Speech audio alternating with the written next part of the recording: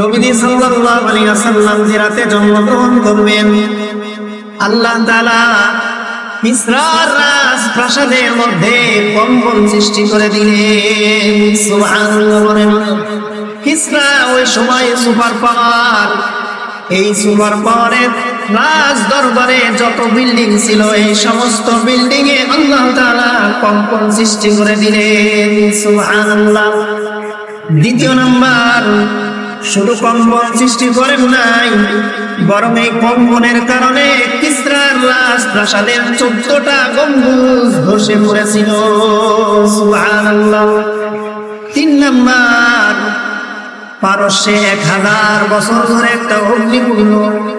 একটা অগ্নিকুণ্ড চলতেছিল।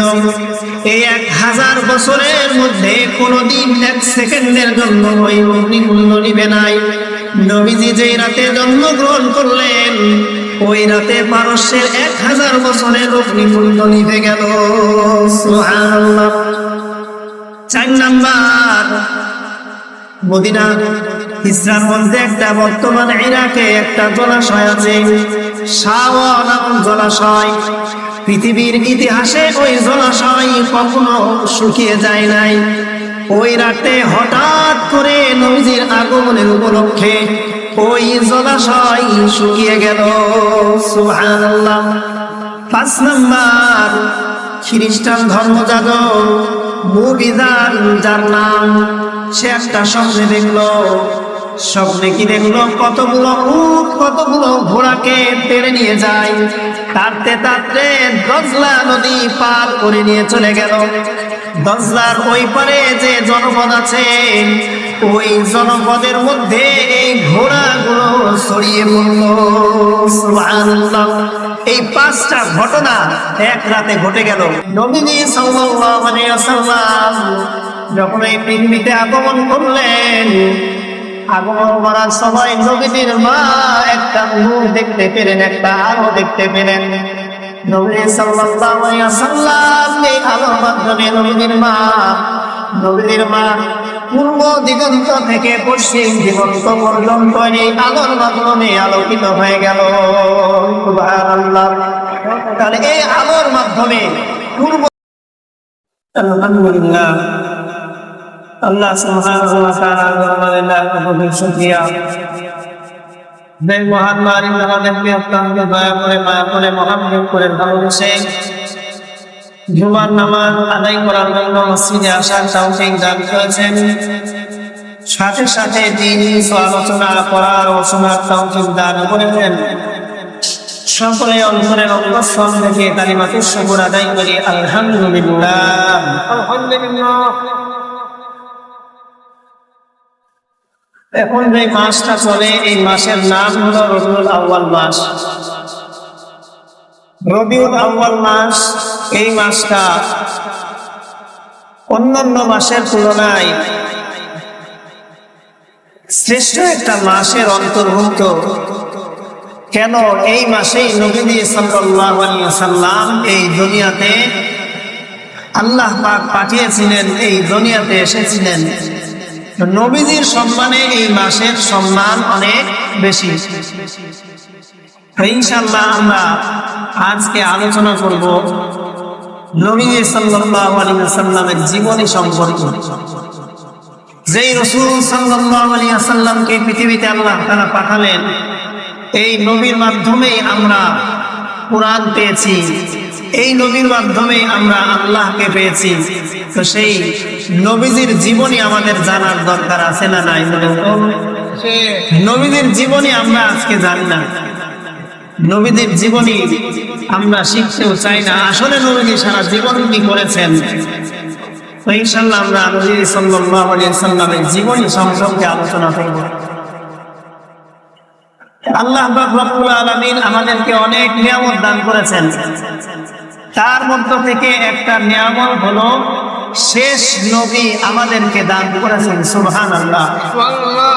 শুধু শেষ নবী দান করে ক্ষান্ত হন নাই, বরং আল্লাহ তাআলা আমাদেরকে এই শেষ নবীর উম্মত হিসাবে কবুল করেছেন। সুবহানাল্লাহ। তো শেষ নবী কেমন দামি?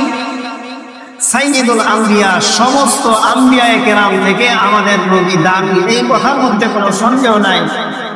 ঠিক তেমনি ভাবে সমস্ত উম্মতের মধ্যে আমরা শ্রেষ্ঠ উম্মত, আমাদের নবী যেমন শ্রেষ্ঠ, আমরা উম্মত হিসাবেও শ্রেষ্ঠ উম্মত, এতে কোনো সন্দেহ নাই।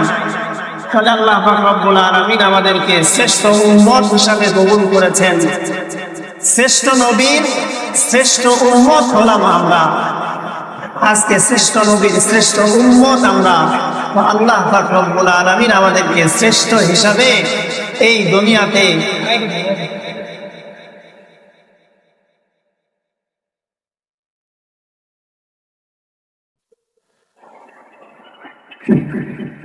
আল্লাহ পাক রব্বুল আলামিন আমাদেরকে শ্রেষ্ঠ নবীর শ্রেষ্ঠ উম্মত বানিয়েছেন। এজন্য আমাদের খুশি থাকা দরকার, এজন্য আমাদের পরিপূর্ণরূপে খুশি থাকতে হবে। তো যেই নবীদের কারণে আমরা শ্রেষ্ঠ হলাম, এই নবীর জীবনী, এই নবীর জন্ম বৃত্তান্ত আমাদের জানা দরকার আছে না নাই? আল্লাহ পাক রব্বুল আলামিন নবীর মাধ্যমে আমাদেরকে শ্রেষ্ঠত্ব দান করেছেন। আমাদেরকে এমন শ্রেষ্ঠত্ব দিয়েছেন যে এই শ্রেষ্ঠ উম্মত অন্যান্য উম্মতের জন্য সাক্ষী হবে। কিয়ামতের ময়দানে আমরা হব অন্যান্য উম্মতের জন্য সাক্ষী। আল্লাহ পাক রব্বুল আলামিন নবুয়তি দান করেন কোন নির্দিষ্ট ব্যক্তিকে, কিন্তু নবী হওয়ার জন্য কোন ব্যক্তি চেষ্টা করলেও নবী হতে পারবে না।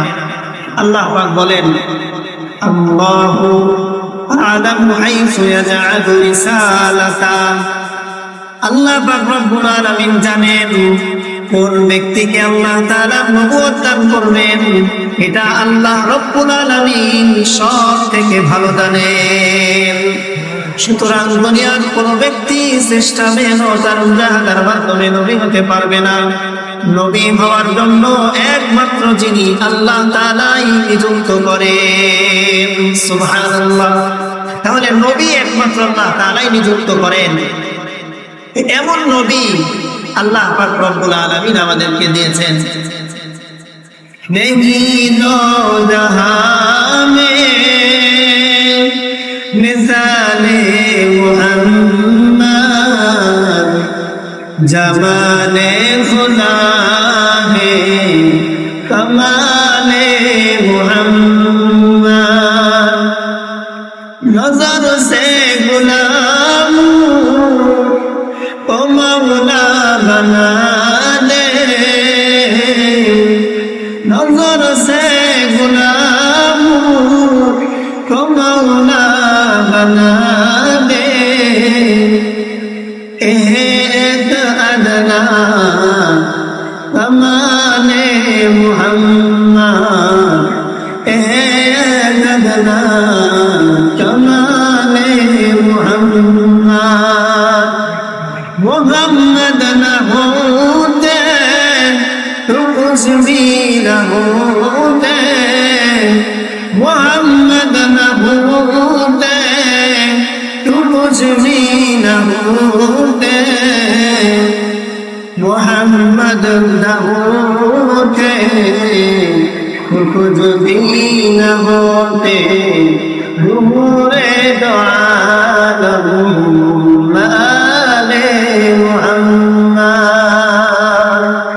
অনেক সুন্দর করে ফার্সি কবি, উর্দু কবিরা এইভাবে বলে গিয়েছেন যে নবী সাল্লাল্লাহু আলাইহি সাল্লাম এমন একজন নবী, যেই নবীর উম্মত হতে পেরে আমরাও শ্রেষ্ঠত্ব হিসাবে শ্রেষ্ঠত্ব লাভ করেছি। নবী সাল্লাল্লাহু আলাইহি সাল্লাম এই পৃথিবীতে আসবেন, আল্লাহ তাআলা পাঠাবেন, আল্লাহ তাআলা নবীকে পাঠাবেন। তাহলে আমরা এতটুকু আলোচনার দ্বারা বুঝতে পারলাম নবীজি সবচাইতে শ্রেষ্ঠ। নবীজি সবচাইতে কি শ্রেষ্ঠ? এখন বলেন, আপনাদের কাছে একটা প্রশ্ন, আমাদের এই মহল্লায় বা আমাদের জেলায় যদি বাংলাদেশের প্রধানমন্ত্রী আসে, তাহলে এই জায়গাটা নিরাপত্তা রক্ষা বাহিনী বিভিন্নভাবে নিরাপত্তা দিবে, কয়েকদিন আগ থেকে প্রস্তুতি চলবে কিনা বলেন তো? তো সামান্য দেশের প্রধানমন্ত্রী যে আজ আছে কাল নাই, এমন প্রধানমন্ত্রীর জন্য যদি এত প্রস্তুতি নেওয়া লাগে, তাহলে আমার আপনার নবী যিনি দোজাহানের সর্দার, তার জন্য আল্লাহ তাআলা এই পৃথিবীতে কেমন প্রস্তুতি নিবেন।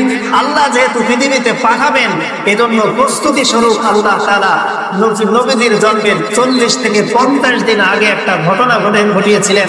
সেই ঘটনাটা হলো আসহাবে ফিলের ঘটনা, যেটা আমরা সবাই জানি, হস্তি বাহিনীর ঘটনা। এরপরে নবীজি যেদিন জন্ম নিবেন, যেদিন আল্লাহর নবী জন্মগ্রহণ করবেন, এই রাতে আল্লাহর নবী জন্মগ্রহণের রাতে 5টা ঘটনা আল্লাহ তাআলা এই পৃথিবীকে দেখিয়েছিলেন। সুবহানাল্লাহ। 5টা ঘটনা এমন, এই 5টা ঘটনা ইতিপূর্বে কখনো ঘটে নাই, পৃথিবীর ইতিহাসে আর ঘটে নাই। কি ঘটনা? 1 নাম্বার, নবীজি সাল্লাল্লাহু আলাইহি ওয়াসাল্লাম যে রাতে জন্মগ্রহণ করবেন, আল্লাহ তাআলা মিসরার রাজপ্রাসাদের মধ্যে কম্পন সৃষ্টি করে দিলেন। সুবহানাল্লাহ। কিসরা ওই সময় সুপার পাওয়ার, এই সুপার পাওয়ারের রাজ দরবারে যত বিল্ডিং ছিল, এই সমস্ত বিল্ডিং এ আল্লাহ তাআলা কম্পন সৃষ্টি করে দিলেন। সুবহানাল্লাহ। দ্বিতীয় নাম্বার, শুধু কম্পন সৃষ্টি করেন নাই, বরং এই কম্পনের কারণে কিসরার রাজপ্রাসাদের 14টা গম্বুজ ধসে পড়েছিল। সুবহানাল্লাহ। 3 নাম্বার, পারস্যে 1000 বছর ধরে একটা অগ্নিকুণ্ড চলতেছিল। এই 1000 বছরের মধ্যে কোনদিন 1 সেকেন্ডের জন্য ওই অগ্নিকুণ্ড নিভে নাই। নবীজি যেই রাতে জন্মগ্রহণ করলেন, ওই রাতে পারস্যের 1000 বছরের অগ্নিকুণ্ড নিভে গেল। সুবহানাল্লাহ। 4 নাম্বার, মদিনা ইসরার মধ্যে একটা, বর্তমান ইরাকে একটা জলাশয় আছে, শাওয়া নাম জলাশয়। পৃথিবীর ইতিহাসে ওই জলাশয় কখনো শুকিয়ে যায় নাই। ওই রাতে হঠাৎ করে নবীজির আগমনের উপলক্ষে ওই জলাশয় শুকিয়ে গেল। সুবহানাল্লাহ। 5 নাম্বার, খ্রিস্টান ধর্মযাজক মুবিজান, যার নাম, সে একটা স্বপ্নে দেখলো। স্বপ্নে কি দেখলো? কতগুলো উট, কতগুলো ঘোড়াকে টেনে নিয়ে যায়। তাড়তে তাড়তে দজলা নদী পার করে নিয়ে চলে গেল। দজলার ওই পারে যে জনপদ আছে, ওই জনপদের মধ্যে এই ঘোড়াগুলো ছড়িয়ে পড়ল। সুবহানাল্লাহ। এই 5টা ঘটনা এক রাতে ঘটে গেল। 1 নাম্বার, কিসরার রাজপ্রাসাদ প্রকম্পন হতে লাগলো। 2 নাম্বার, এই প্রকম্পন হওয়ার কারণে 14টা গম্বুজ ধসে পড়ল। 3 নাম্বার, অগ্নিকুণ্ড যেটা 1000 বছর ধরে চলতেছিল, কোনোদিন নিভে নাই, সেই অগ্নিকুণ্ড হঠাৎ করে নিভে গেল। 4 নাম্বার, পারস্যের একটা জলাশয় ছিল, যে জলাশয়টা পৃথিবীর ইতিহাসে কখনো শুকিয়ে যায় নাই, হঠাৎ করে শুকিয়ে গেল। আর 5 নাম্বার, একজন ধর্মযাজক, সে দেখলো কিছু উট কিছু ঘোড়াকে টেনে নিয়ে যাচ্ছে। আচ্ছা বলেন, উট কখনো ঘোড়াকে তাড়তে পারে? বরং ঘোড়াই উটকে তাড়বে। এই যে স্বপ্ন এবং এই 5টা জিনিস যে ঘটে গেল, এই ঘটে যাওয়ার কারণে ওই সময়ের বাদশাহ, তারা আবার একটু বুদ্ধিমান ছিল। কিসরার যে বাদশাহ, বুদ্ধিমান বাদশাহ, সে মন্ত্রী পরিষদের সবাইকে ডেকে নিয়ে পরামর্শে বসল। পরামর্শে বসার পরে সবাইকে জিজ্ঞাসা করলো যে আসলে দেখেন, বিষয় আমাদের রাজ্যে ইতিপূর্বে আমরা রাজত্ব গ্রহণ করার পর এমন কোনো ঘটনা ঘটে নাই। আজকে যে ঘটনাগুলো ঘটে গেল, এটার কারণ কি? এটার কারণ হিসাবে ওই যে ধর্মযাজক যে ছিল, তাকে জিজ্ঞাসা করলো কারণ। তখন ধর্মযাজক বলতে লাগলো যে পৃথিবীতে আরব উপকণ্ঠে এমন একটা ঘটনা ঘটেছে, যে ঘটনার কারণে আজকে এই অলৌকিক ঘটনাগুলো আমাদের মধ্যে দেখা দিয়েছে। তো ঘটনা দেখা গেল এমনই, কিছুদিন পরে ওই রাতে আল্লাহর নবীর জন্মগ্রহণ হয়ে গেল। আল্লাহর নবী জন্ম নিলেন। আল্লাহর নবী জন্ম নেওয়ার কারণে এটাই বুঝে আসলো যে হে পৃথিবীতে যত জালিম শাসক তোমরা আছো, পৃথিবীতে কুফর শিরিক যারা তোমরা করো, এদের কুফর শিরিক মিটানোর জন্য আল্লাহ পাক রব্বুল আলামিন ন্যায় ও ইনসাফের একজন বাদশা পাঠিয়ে দিয়েছেন। সুবহানাল্লাহ। যিনি এই পৃথিবীতে আসার পর সমস্ত কুফর শিরিককে মিটিয়ে দিবেন এবং মানব রচিত সমস্ত মতবাদকে তিনি ধূলিসাৎ করে দিবেন, এই ইঙ্গিত আল্লাহ পাক রব্বুল আলামিন আমাদেরকে দেওয়ার জন্যই এই ঘটনাগুলো ঘটিয়েছেন। সুবহানাল্লাহ। তো তখন বাদশা চিন্তায় পড়ে গেল যে কি ঘটনা। আসলে তারা ঘটনা ওই সময় বুঝতে পারে নাই। নবীর জন্ম হয়ে গেল। নবী সাল্লাল্লাহু আলাইহি ওয়াসাল্লাম পৃথিবীতে আসলেন। নবীতে আসার পরে কিভাবে আসলেন, হযরত আমিনা রাদিয়াল্লাহু তাআলা আনহা তিনি বলেন, আমার পেটে যখন আমার এই সন্তান ছিল, গর্ভে থাকা অবস্থায় আমি একদিনও এই সন্তানের জন্য কোনো কষ্ট করি নাই। সুবহানাল্লাহ। মানে কেমন সন্তান। আল্লাহ নবী যখন জন্ম নিলেন, নবীজি সাল্লাল্লাহু আলাইহি ওয়াসাল্লাম যখন এই পৃথিবীতে আগমন করলেন, আগমন করার সময় নবীজির মা একটা নূর দেখতে পেলেন, একটা আলো দেখতে পেলেন। নবী সাল্লাল্লাহু আলাইহি ওয়াসাল্লাম এই আলোর মাধ্যমে নবীজির মা পূর্ব দিগন্ত থেকে পশ্চিম দিগন্ত পর্যন্ত এই আলোর মাধ্যমে আলোকিত হয়ে গেল। সুবহানাল্লাহ। তাহলে এই আলোর মাধ্যমে পূর্ব দিগন্ত থেকে পশ্চিম দিগন্ত পর্যন্ত আলোকিত হয়ে গেল। এমন নবী জন্মগ্রহণ করেছেন। নবীজি জন্মগ্রহণ করার পরে যখন জন্মগ্রহণ করলেন, ওই সময় দুইটা হাত মাটিতে দিলেন, মাটিতে দিয়ে জন্মগ্রহণ করলেন। এরপরে এক মুষ্টি মাটি নিলেন, মাটি নিয়ে আসমানের দিকে উঁচা করে ধরলেন। সুবহানাল্লাহ। হযরত আমিনা বুঝতে পারলেন যে এই সন্তান কোনো সাধারণ সন্তান নয়, এই সন্তান একদিন অনেক বড় কিছু হবে। নবী সাল্লাল্লাহু আলাইহি সাল্লাম এই পৃথিবীতে আসলেন। নবীজি তো আসলেন, কি অবস্থায় আসলেন আমাদের সবার জানা আছে না? নবীজি হলো এতিম অবস্থায় এই পৃথিবীতে আসলেন। নবীজি সাল্লাল্লাহু আলাইহি সাল্লাম যখন জন্ম নিলেন, ওই সময় নবীজির মা, নবী সাল্লাল্লাহু আলাইহি সাল্লামের পিতা ওই সময় দুনিয়াতে ছিলেন না। ঐতিহাসিকগণ বলেন নবী সাল্লাল্লাহু আলাইহি সাল্লাম মারা যাওয়ার, নবী সাল্লাল্লাহু আলাইহি সাল্লামের জন্মের আগেই নবীজির পিতা ইন্তেকাল করেছেন। অর্থাৎ নবীজি পেটে থাকা অবস্থায় নবীজির পিতা ইন্তেকাল করেছেন। তো পিতা ইন্তেকাল করলেন কিভাবে? সিরাতের কিতাবের মধ্যে লেখে নবী সাল্লাল্লাহু আলাইহি সাল্লামের পিতা হযরতে আব্দুল্লাহ ব্যবসার উদ্দেশ্যে সিরিয়া গিয়েছিলেন। সিরিয়া থেকে ফেরার সময় তিনি মদিনায় যখন পৌঁছালেন, মদিনায় আসার পর তিনি অনেক অসুস্থ হয়ে গেলেন। আল্লাহ নবীর বাবা অসুস্থ হয়ে যাওয়ার পর তিনি যখন অসুস্থ হলেন, মদিনাতে তাকে রেখে আসা হলো। তিনি মদিনাতে থাকলেন, 1 মাস অবস্থান করলেন। 1 মাস অবস্থান করার পর তিনি ওই জায়গায় ইন্তেকাল করলেন। নবীর পিতা মদিনায় ইন্তেকাল করলেন। এরপরে আব্দুল মুত্তালিব নবীর দাদা তখন খবর পাইলেন, ওই কাফেলা যখন চলে আসলো খবর নিল। খবর নেওয়ার জন্য বড় ছেলে হারিসকে পাঠিয়ে দিল যে যাও তোমার ভাই আব্দুল্লাহর খবর নিয়ে আসো, যে তার কি অবস্থা, সে কোথায় আছে, মদিনায় কি অবস্থায় আছে। এই হারিস তিনি যাওয়ার পরে খবর পেলেন যে নবীজির পিতা আব্দুল্লাহ তিনি ইন্তেকাল করেছেন। এবং তাকে দাফন করে দেওয়া হয়েছে।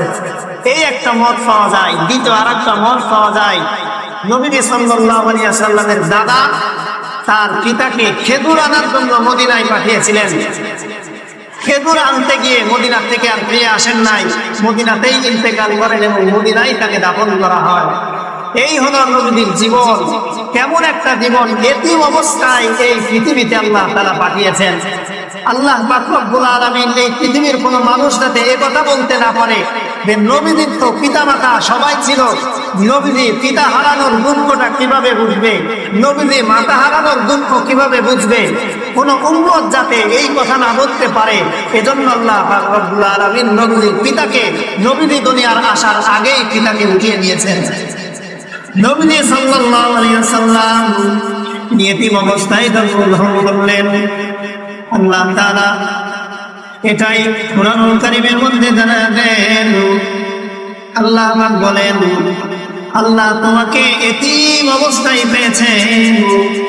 ওয়াজাদাকা আইলান ফাআগনা ফাআম্মাল ইয়াতীমা ফালা তাকহার وأما السائل فلا تنهر وأما بنعمة ربك فحدث আল্লাহ পাক জানায়া দেন, আলাম ইয়াজিদকা ইয়াতীমান ফাআওয়া। হে নবী, আল্লাহ পাক আপনাকে এতিম অবস্থায় কি পান নাই? এরপরে আল্লাহ তাআলা আপনাকে এতিম অবস্থা থেকে লালন পালন করেছেন। সুবহানাল্লাহ।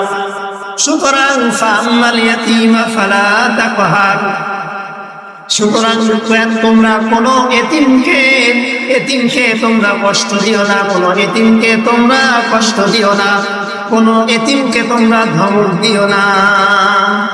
এতিম অবস্থায় নবী এই দুনিয়ায় আসলেন। এতিম অবস্থায় আসার পরে নবী সাল্লাল্লাহু আলাইহি ওয়াসাল্লাম যখন এই দুনিয়াতে আসলেন, আসার পর তো এতিম।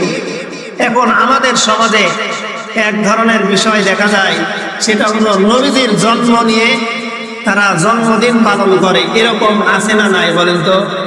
নবীজির জন্মকে কেন্দ্র করে জন্মদিন পালন করে। তো নবীজি সাল্লাল্লাহু আলাইহি ওয়াসাল্লাম জন্মগ্রহণ করেছেন কবে, কত তারিখে, এটা জানা দরকার আছে না? নবীজি সাল্লাল্লাহু আলাইহি ওয়াসাল্লাম রবিউল আউয়াল মাসে জন্মগ্রহণ করেছেন। এটার মধ্যে কোনো মতভেদ আর ইখতিলাফ নাই। তবে মতভেদ আছে কত তারিখ, নবীজির জন্ম তারিখ নিয়ে মতভেদ। এক নাম্বার মত হলো 2 তারিখ। রবিউল আউয়ালের কয় তারিখ? 2। দ্বিতীয় নাম্বার মত রবিউল আউয়ালের 8 তারিখ। 3 নাম্বার মত রবিউল আউয়ালের 10 তারিখ। 4 নাম্বার মত রবিউল আউয়ালের 12 তারিখ। এই 4টা মত পাওয়া যায় যে রাসূল সাল্লাল্লাহু আলাইহি ওয়াসাল্লামের জন্মের ব্যাপারে।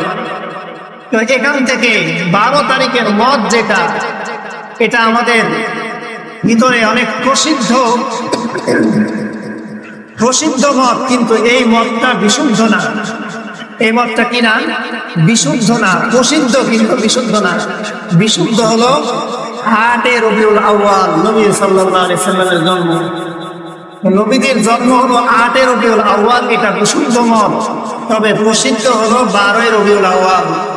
12 রবিউল আউয়াল রাসূলের জন্ম দিন। এই দিনকে কেন্দ্র করে আমাদের সমাজের মধ্যে আজকে উল্টাপাল্টা অনেক কিছু হয়।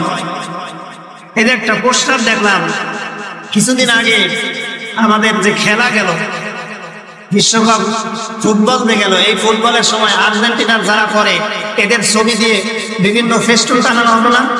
ব্রাজিল যারা করে এদের ছবি দিয়ে বিভিন্ন ফেস্টুন, আপনারা দেখেছেন কিনা?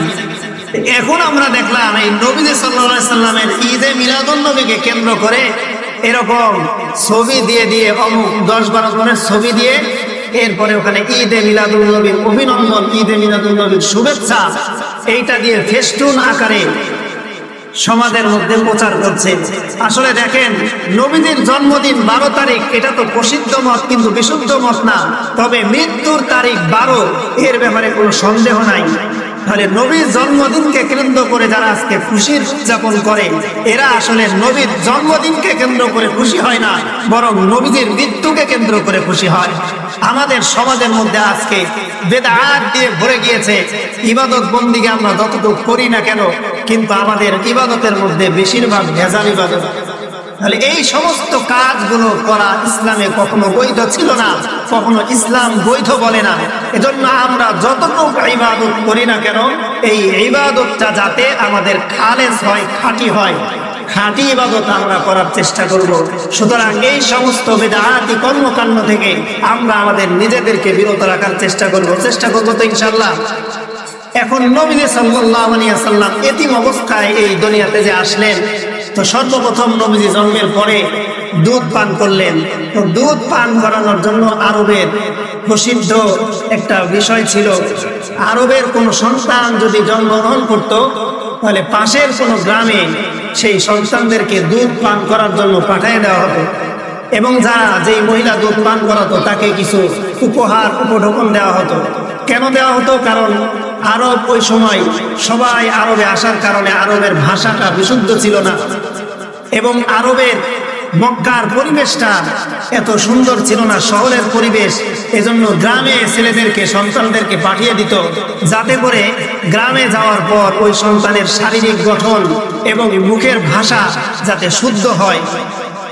কারণ গ্রামের পরিবেশটা শহরের পরিবেশ থেকে অনেক ভালো।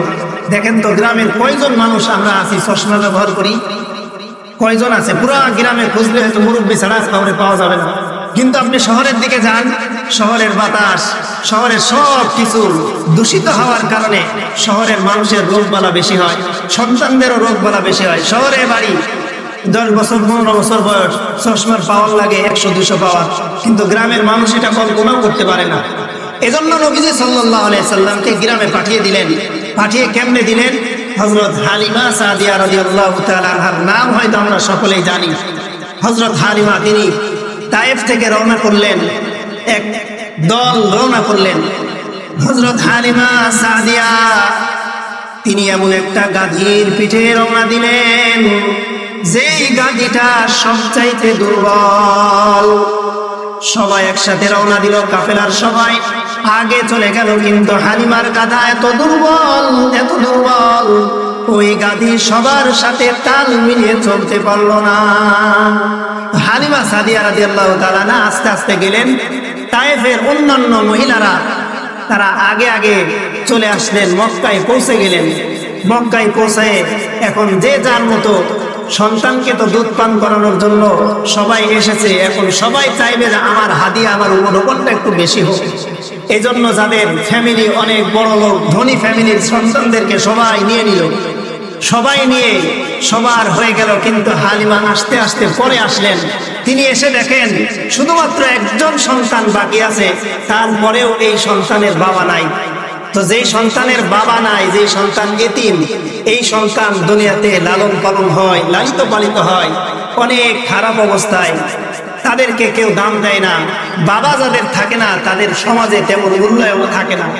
এখন হালিমা রাদিয়াল্লাহু তাআলা আনহা তিনি আসলেন, এসে দেখেন এমন এক সন্তান আছে যেই সন্তানের বাবা নাই।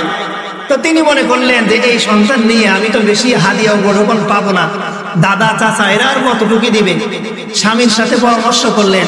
পরামর্শ করার পর স্বামী বললেন যে আমরা যেহেতু আসলাম খালি হাতে আমরা আর ফিরে যাব না, এই এতিম সন্তানকেই আমরা নিয়ে যাব। সুবহানাল্লাহ। এতিম সন্তানকেই তিনি কোলে তুলে নিলেন। সিরাতের এক বর্ণনায় আছে, এই মুহাম্মদ সাল্লাল্লাহু আলাইহি সাল্লাম আমাদের নবীকে সমস্ত মহিলার কাছে পেশ করা হয়েছিল যে এই সন্তানের বাবা নাই, এই সন্তানকে তোমরা নাও। কিন্তু কোন একজন মহিলা আমার আপনার নবীকে গ্রহণ করে নাই, সবাই ফিরিয়ে দিয়েছে। সবাই বলেছে না, এই সন্তানের বাবা নেই, এই সন্তানকে আমরা নেব না। কিন্তু হযরত হালিমা সাদিয়া রাদিয়াল্লাহু তাআলা আনহা তিনি গ্রহণ করলেন। গ্রহণ করার পরে যখন তিনি গ্রহণ করে সেই গাধীর কাছে আসলেন, আসার পর ওই গাধীর মধ্যে এমন শক্তি চলে আসলো যে গাধী আবার ফেরার পথে সবার আগে আগে তিনি তায়েফে পৌঁছে গেলেন। সুবহানাল্লাহ। নবীজিকে হাতে নেওয়ার সাথে সাথেই বরকত শুরু। নবীজিকে হাতে নেওয়ার পরে যখন গাধীর মধ্যে শক্তি আসলো, তারা ওই রাত ওখানে অবস্থান করলেন। তো সাথে আর একটা উটনি তারা নিয়ে গিয়েছিলেন। উটনি নিয়ে যাওয়ার পরে ওই উটনির দুধ এই পরিমাণ শুকিয়ে গিয়েছিল যে দুধ দহন করলে এক ফোঁটাও দুধ বের হয় না। নবীজি সাল্লাল্লাহু আলাইহি ওয়াসাল্লাম যখন হালিমার হাতে আসলেন, আসার পরে হালিমা সাদিয়া রাদিয়াল্লাহু তাআলা আনহার স্বামী তিনি দেখতে পেলেন যে উটের উলানে দুধে পরিপূর্ণ হয়ে গিয়েছে। সুবহানাল্লাহ। উটের দুধ দহন করলেন।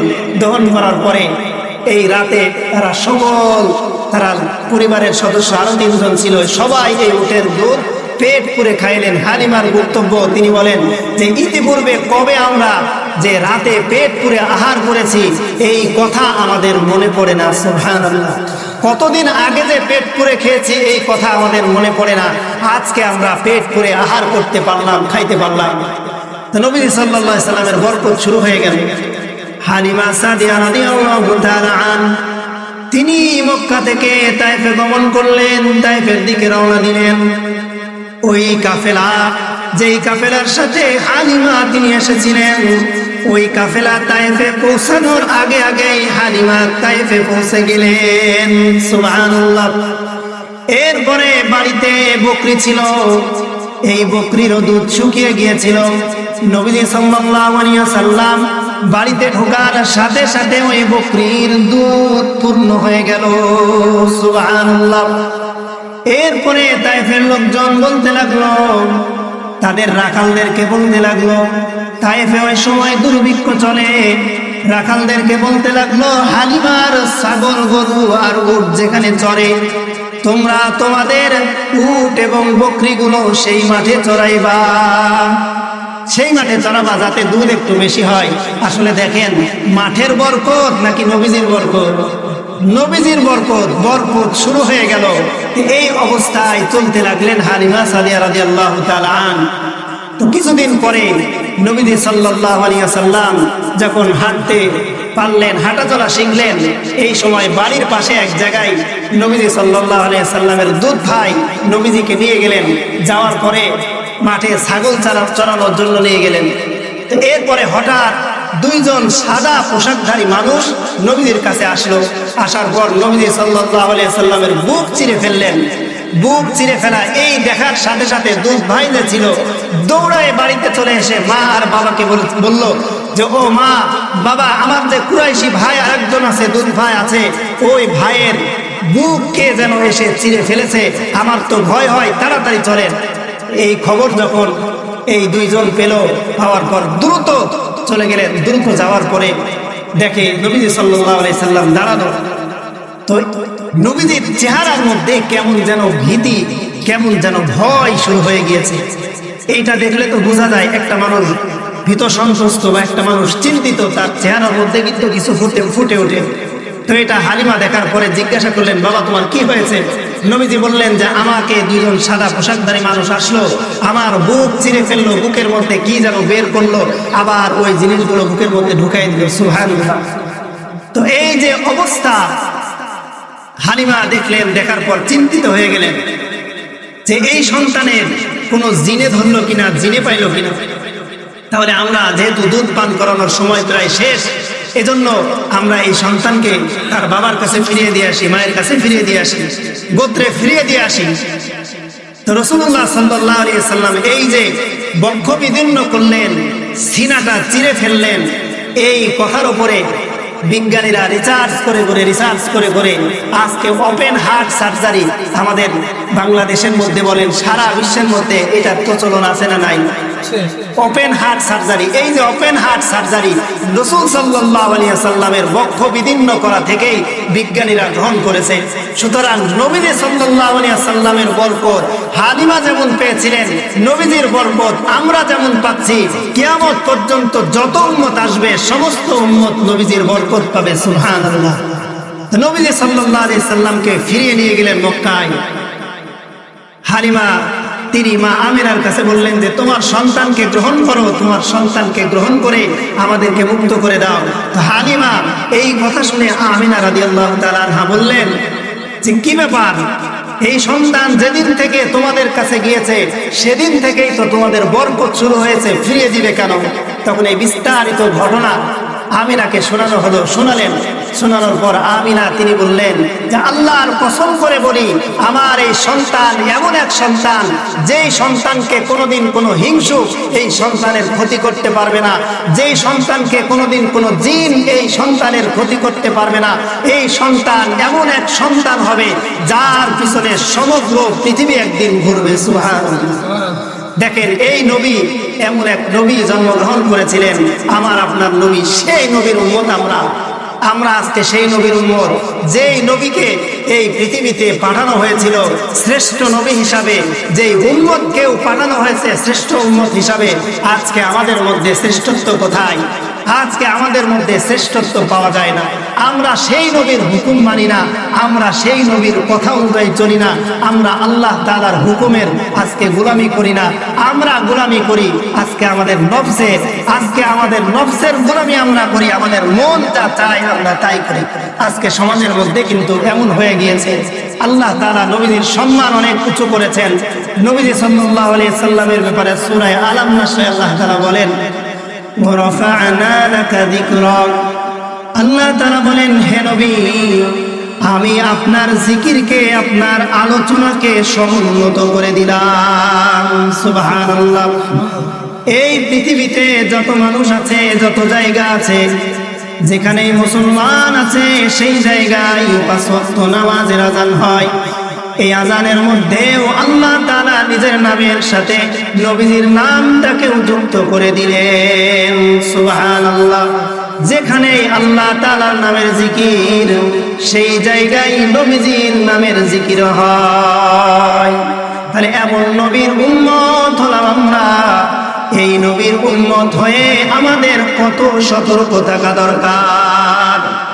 তো নবীজি সাল্লাল্লাহু আলাইহি ওয়াসাল্লামকে যখন ফিরিয়ে দিলেন, এরপরে নবীজি সাল্লাল্লাহু আলাইহি ওয়াসাল্লাম থাকলেন 6 বছর বয়স যখন নবীজির হয়ে গেল, এই সময় আল্লাহ তাআলা নবীজির মাকে দুনিয়া থেকে তুলে নিলেন। 6 বছর বয়স, এখনো তেমন বুঝতে শিখে নাই, কিন্তু বাবা তো আগেই হারিয়ে গিয়েছে, মা আবার হারিয়ে গেলেন। মা হারা সন্তানকে দায়িত্ব গ্রহণ করবে। দাদা আব্দুল মুত্তালিব তখন বেঁচে ছিলেন। আব্দুল মুত্তালিব এই সন্তানের দায়িত্ব গ্রহণ করে নিলেন। আব্দুল মুত্তালিব কেমন ভালোবাসতেন!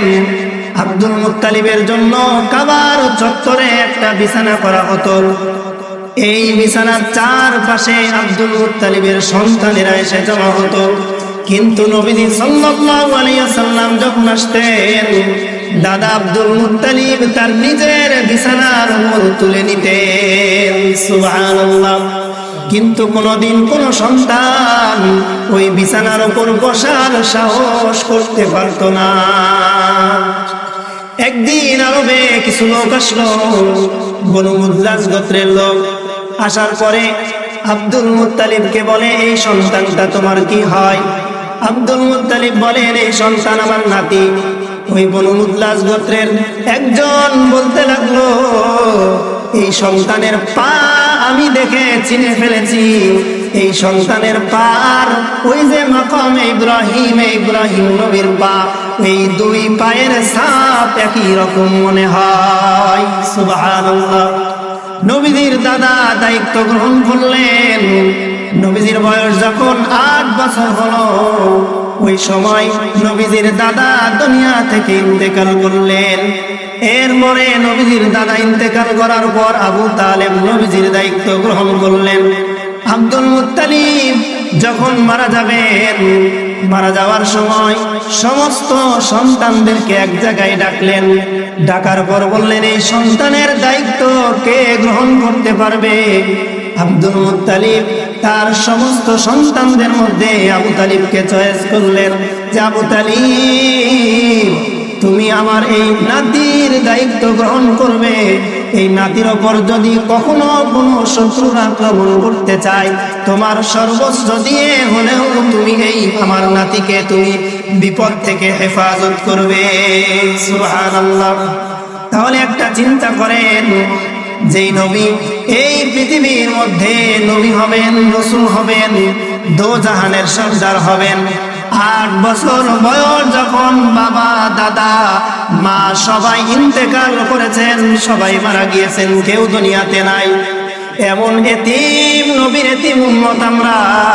সুতরাং ওই এতিম নবীর এতিম উম্মত হয়ে এই দুনিয়াতে যদি পরিপূর্ণভাবে ওই নবীর ইত্তেবা অনুসরণ করতে পারি, তাহলে আমরা হব ওই নবীর শ্রেষ্ঠ উম্মত।